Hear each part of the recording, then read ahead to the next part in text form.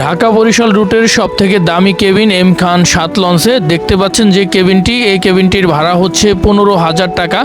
আর এই কেবিনটি অনেকটা ফ্ল্যাট বাসার মতো, মনে হয় যেন কোনো রাজকীয় বা 5 স্টার হোটেলে আসি। বাংলাদেশের উত্তর অঞ্চলের মানুষরা মনে করে যে বরিশালেরা ভাঙাচোরা লঞ্চে যাতায়াত করে, কিন্তু তারা জানেই না যে বরিশালেরা কী সব লঞ্চে যাতায়াত করে।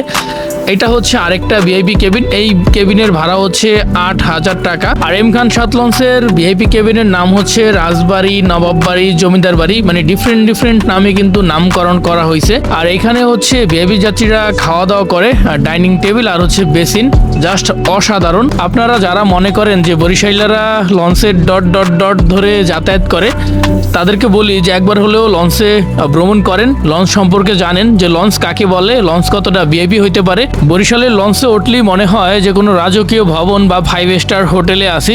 আর নদী ভ্রমণের কথা কি বা বলবো, পৃথিবীতে যত ভ্রমণ আছে সব থেকে আনন্দদায়ক এবং আরামদায়ক ভ্রমণ হচ্ছে নদীপথে।